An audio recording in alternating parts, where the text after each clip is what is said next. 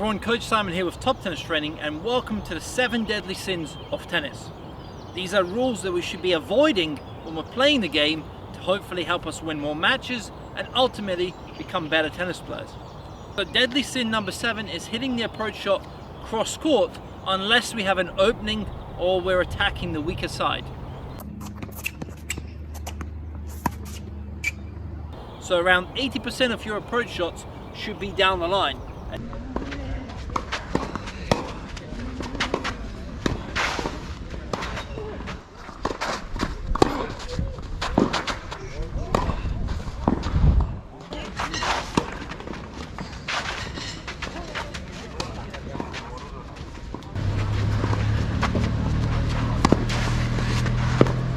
There's a simple reason for this. When we go cross court, so if I hit my slice backhand now cross court, from this position I have to get to those yellow cones in order to cover the down the line pass. If I hit my approach shot down the line now, I now have to get to the blue cones.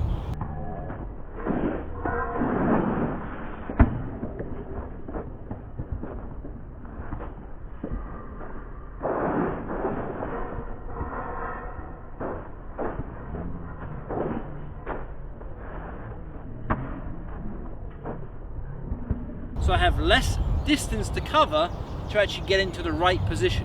So my slice cross court, I have to go from here to here. My backhand slice approach down the line now, I have to only get to here in order to cover the down the line pass. So yes, there's a time and a place to go cross court. Let's say you have a short backhand, your opponent's backhand is weaker, you might go cross court and test out their backhand passing shot.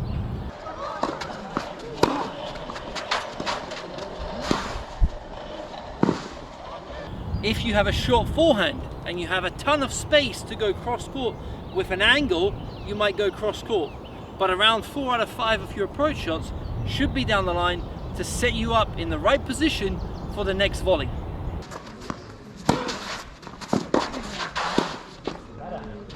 Deadly sin number 6 is recovering back to the middle after every shot, regardless of where you've hit that ball. Now this surprisingly happens quite a lot. A lot of coaches will teach you when you're firstly learning how to recover to get back to the middle, get back to the middle. You hear that often in lessons. Now this is when you're just starting out that recovery process. It's better to recover back to the middle than to hit your shot and stand there and have all this space open. But what happens is as you progress, the recovery zone will change. And actually the last few months competing, playing a lot of these ITF senior events, I always end up watching some of the matches. I always end up wearing my coach's hat. Even though I'm trying to play myself, I still sit around and see what the players are doing right, what the players are doing wrong, why they're winning matches, why they're losing matches. And I've watched a lot of these players who are playing these ITF senior events. They're hitting their shot regardless of if they go cross court or down the line, and they're always fixated on getting back right to the middle. Even if they've hit a cross court shot and they don't have to get back to the middle, they end up going back to the middle and they have all this space over here exposed. So yes, you want to recover, but you don't want to get back into the middle unless you've hit your shot into the middle. So if I hit my backhand now right into the middle of the court, then I get into the middle of the court. If I hit my backhand cross court, I now only have to recover to these yellow cones. So there's no point in me going back to the middle. So I hit my backhand cross, and I'm here.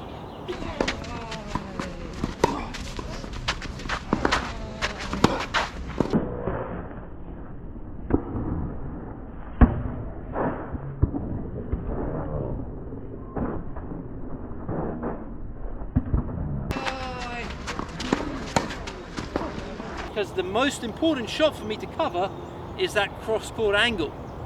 If the opponent hits a down the line shot and they hit it well, I say too good, but that's the higher risk shot for them.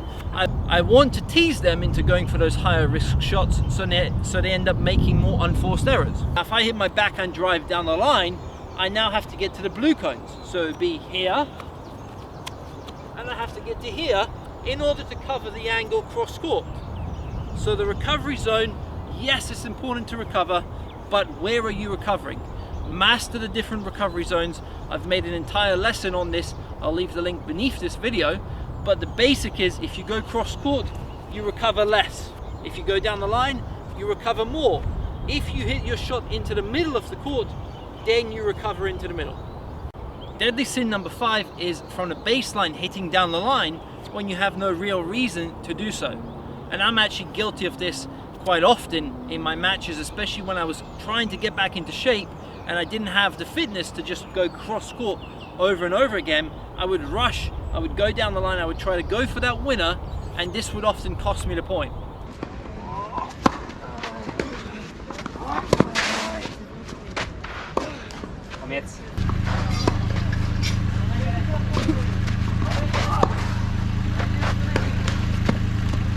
Now, there is a time and a place to go down the line, but you have to earn it firstly.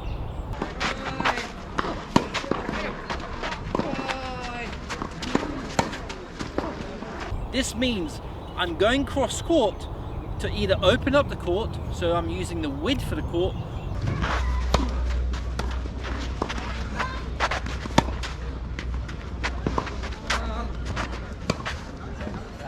or I'm using the depth for the court. I'm looking for great length to push the player back, and then hopefully they give me a shorter ball which I can then step in on and go down the line.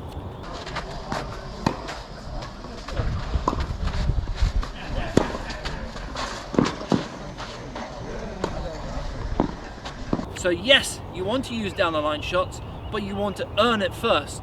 And within the cross court exchange, there are many ways for me to actually open up the court or to have that weaker reply, which then gives me the right to go down the line.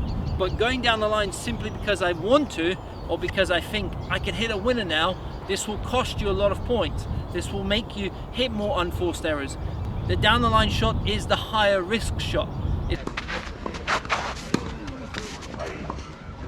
Deadly sin number 4 is trying to volley with different grips. Now this might mean that on the forehand volley, I'm trying to use either an Eastern forehand grip or even a semi-Western. I see this quite often, especially with players who are just learning how to volley.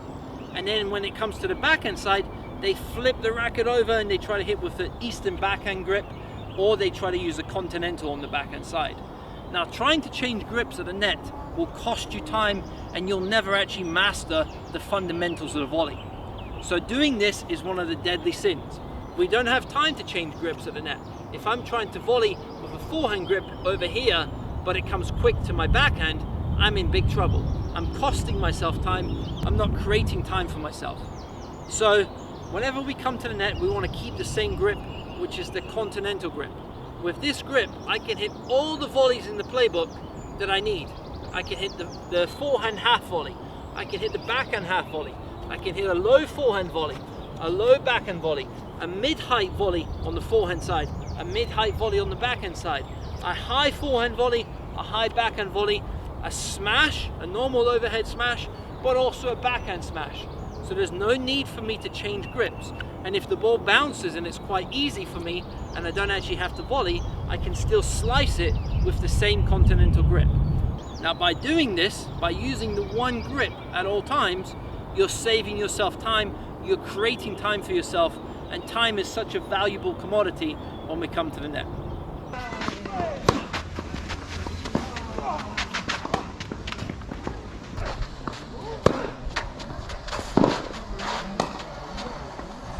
Deadly sin number 3 is hitting the ball into the net. Now when we're playing matches, of course we want to hit winners, we want to go for more power when we have the right opportunity to do so, but we always want to avoid the net.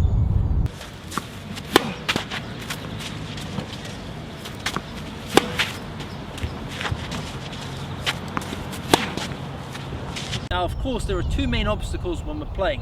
The first one being the net, the second one getting it into the lines. Now when you think about a player like Nadal, especially when he's playing on clay, he'll often lift the ball 2, 3 or even 4 net levels to eliminate the net. And one of the things that this will help you with is, especially when you're tight in a match, your follow through might get a little bit shorter, you might be a little bit tighter, but hopefully if you're training with 2 or 3 net levels, even when the match comes, those tight situations, you'll still have some net clearance. You want to avoid the net at all costs. Now, if you can eliminate the net, it's much easier to have that higher level of consistency, especially if you increase the spin rate, and this will help you massively when you're playing matches. So go out there, work on eliminating the net, and you'll see the gains when you're competing.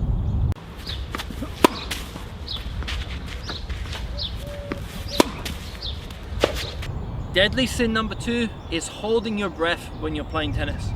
So we all see players who have faces like this when they're hitting the ball. It's because they're holding their breath, they're tense when they make contact, or we also hear the grunters, the players who hit the shot and 3 minutes after they hit the shot they grunt. Now, grunting is better than not doing any breathing at all, but it's not the ideal, it's not the optimum way to actually breathe on the tennis court. If we look at a player like Federer,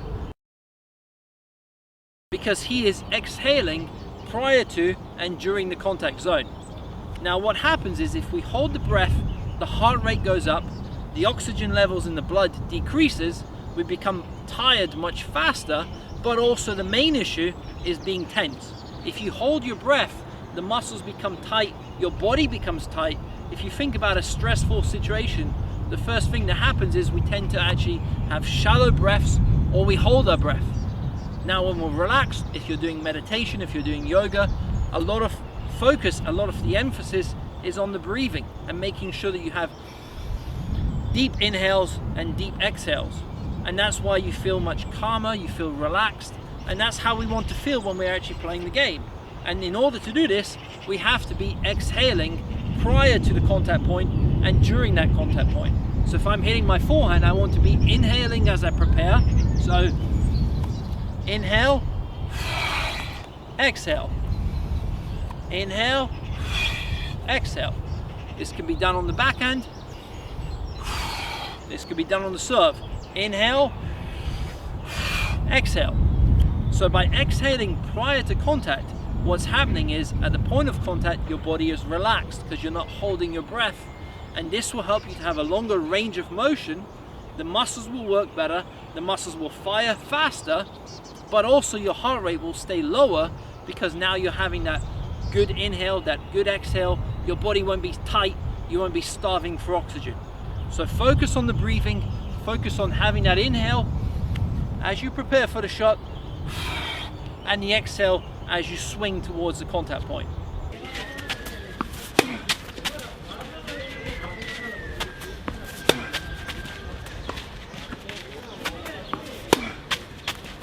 And deadly sin number 1, the most important one that we want to avoid at all costs, is not tracking the ball properly. When it comes to tennis, nothing is more important than watching the ball. And of course, you've heard it a million times. Your coach has shouted at you, you've heard it on TV, you've heard it in our lessons as well. You've heard it so many times that now it becomes noise in the side of your ear. But watching the ball is the most important element in all of tennis, because the only part of the whole stroke that really matters is the contact point. I can do everything wrong in the preparation. I can be doing funny technique on my forehand, but if I make contact in the right spot and my strings are facing the right direction when I make contact, all of this doesn't matter as long as I hit the ball in the right spot. On the flip side of that, I can do everything perfect here. I can look like Roger Federer, but when I make contact, if I move my head and my strings move, I'm going to lose that contact point. My forehand's going to be rubbish. So tracking the ball does 3 main things. Number 1, by tracking the ball coming off your opponent's strings, it will allow you to then get into the right position. So as my opponent makes contact, I want to see the ball coming off their racket so that I can quickly pick up, is it coming to my forehand side or my backhand side? If it's coming to my forehand, I quickly prepare. If it's coming to my backhand, I quickly prepare. But that information is being fed to me by watching the ball, by tracking the ball. Then the second thing that tracking the ball does is it allows me to get in the right position for hitting that shot. If I'm not tracking the ball as it passes the net, I won't know if the ball's coming deep or short. I won't know if I have to move backwards or if I can move forwards to be aggressive. So I have to be tracking the ball coming off the strings, my opponent's strings, but I also have to be tracking the ball as it's passing the net and bouncing on my side so that I can then adjust to either going forward or going backwards. And the third thing that tracking the ball properly will allow me to do is hit the sweet spot more often than not and produce a high quality shot. We know when we hit a good shot because we're hitting the sweet spot. We feel that was clean, that was nice. Whereas if we hit off center, we feel like the ball, that wasn't right. You just feel it. You can feel when you hit a good backhand. You know you've hit it in the sweet spot. Whereas if you hit it on edge, you're like, timing was off on that. Was it the timing or was it you not tracking the ball? So as the ball is rising up to our racket, we want to ensure that we're seeing the ball rise up to the strings and come off the strings. The actual contact point, we might not be able to see it because it happens so quick, it's just a blur. It's over in milliseconds. But what we can see is the ball rising up to our racket and then coming off the racket. And that's what we want to do. Think about Federer when he's making contact. He holds his head in that position for a split second and then he lifts up.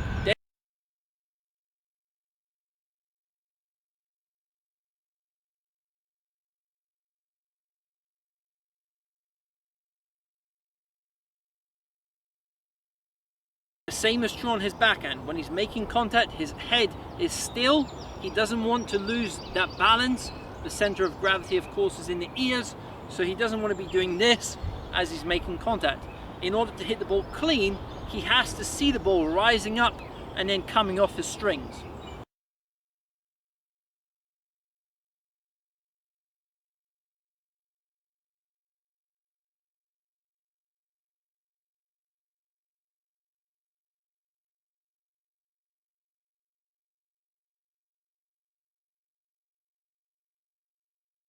So work on this, really zone in on that ball. Try to see the name, try to see the hairs on the ball, try to see the seams on the ball. Whatever helps you to see that ball better will help you to hit the ball much cleaner and ultimately give you more time because you'll be able to see where the ball's going much quicker. You'll be able to pick up, is it a forehand, is it a backhand? Do I have to go backwards? Can I move in? All of this information is coming off the opponent's strings and it's important that we're tracking that ball properly. So the 7 deadly sins of tennis. I hope you've enjoyed the lesson, I hope you've learned something new, and I hope you will avoid these 7 deadly sins at all costs. If you have enjoyed the lesson, smash that like button, subscribe to the channel of course, and turn on that notification bell so that YouTube will let you know whenever we release a new lesson. You don't want to be missing these lessons just because you haven't turned on that notification bell. If there are any lessons that you'd like to see from us in the near future, leave a comment down below and we'll try to film the most popular suggestions. Coach Simon from TTT signing off. All the best and see you soon, guys.